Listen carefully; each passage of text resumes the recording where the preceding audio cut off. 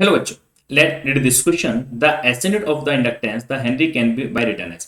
Inductance का जो acid Henry है उसको हम और किस किस फॉर्म में लिख सकते हैं, ये क्वेश्चन हमसे पूछा गया है। तो हम जानते हैं कि जो इंडक्टेंस होता है किसी भी इंडक्टर कोइल का, उसमें जब आई करंट फ्लो करवाते हैं तो उसका इंडक्टेंस के जो एसिड है हम लोग हेनरी बोलते हैं। लेकिन उसकी हमें अदर फॉर्म से पूछिए कि हम उसको और कौन कौन से फॉर्मेट में लिख सकते हैं, वो फॉर्मेट हमें बताने हैं बेटा। तो हमें इनके सबके फॉर्मूले याद करने होंगे कि जब किसी भी इंडक्टर में करंट फ्लो होता है तो मैग्नेटिक फील्ड प्रोड्यूस होता है। तो जो मैग्नेटिक फ्लक्स होता है, magnetic flux is directly proportional to current होता है। मींस इसका हम फॉर्मूला बताते हैं एल इंटू आई बताते हैं, जहां पे इंडक्टेंस होता है। तो अगर एल का इंडक्टेंस का यूनिट लिखना है तो फ्लक्स का यूनिट अपॉन करंट हो जाएगा। और फ्लक्स का यूनिट क्या होता है, वेबर होता है। तो हम इसका यूनिट एक तो वेबर पर एम्पियर भी लिख सकते हैं। मतलब इसका एक तो ऑप्शन आपका फर्स्ट ऑप्शन करेक्ट हो जाता है, वेबर पर एम्पियर हो गया। लेकिन अदर ऑप्शंस भी चेक करने पड़ेंगे। तो हम अगर जानते हैं, इसके और भी फॉर्मेट जानते हैं। हम जानते हैं कि इंडक्टर में जो एनर्जी स्टोर होती है, एनर्जी स्टोर इन इंडक्टर, उसका फॉर्मूला 1/2 Li² होता है।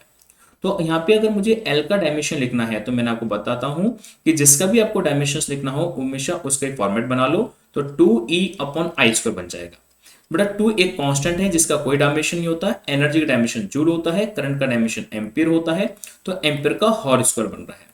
तो फाइनली यहां से एक और यूनिट बन गई जूल पर एम्पियर स्क्वायर। मतलब थर्ड ऑप्शन भी करेक्ट है बेटा। हमें और भी ऑप्शन चेक करने होंगे, हो सकता है कि ये और भी ऑप्शन राइट हो।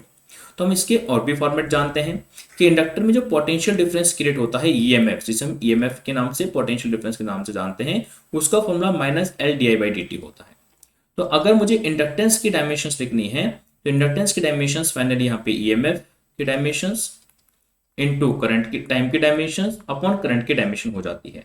तो हम जानते हैं कि ईएमएफ की डायमेंशंस वोल्ट होती है, करंट टाइम की डायमेंशन सेकंड हो जाएगी और करंट की डायमेंशन आपकी एम्पियर हो जाती है। तो फाइनली वोल्ट इंटू सेकंड पर एम्पियर भी हो जाता है। मतलब बी ऑप्शन। या माइनस का मतलब यहाँ पे मल्टीप्लाई होता है, माइनस नहीं होता है, मल्टीप्लाई होता है। Volt into second upon ampere होता है। और भी हम अगर इसके डायमेंशंस को चेक करना चाहें तो हम एक और फॉर्मेट से चेक कर सकते हैं। हम जानते हैं कि जो एनर्जी स्टोर हो रही है इंडक्टर में 1/2 Li², ये हीट की फॉर्म में डिसिपेट हो जाती है किसी भी रेजिस्टेंस में, जो कि I²R/d के बराबर होगी। तो I² से I² कैंसिल हो गया। तो 2 एक डायमेंशन एंड लेस होता है जिसकी कोई डायमेंशन नहीं, कोई कांस्टेंट है। तो L की डायमेंशन अगर हम R और T की फॉर्म में लिखें तो R की डायमेंशन ओम और टाइम की फॉर्म डायमेंशन सेकंड। तो इसकी डायमेंशन ओम इंटू सेकंड भी हो जाती है। तो हमने देखा कि इंडक्टेंस जो होता है जिसकी एसिड हेनरी है, इसकी चारों यूनिट्स हो सकते हैं, वेबर पर एम्पियर, जूल पर एम्पियर स्क्वायर, वोल्ट सेकंड पर एम्पियर एंड ओम सेकंड, चारों डायमेंशंस हो सकते हैं। मतलब all the options are correct. Thank you.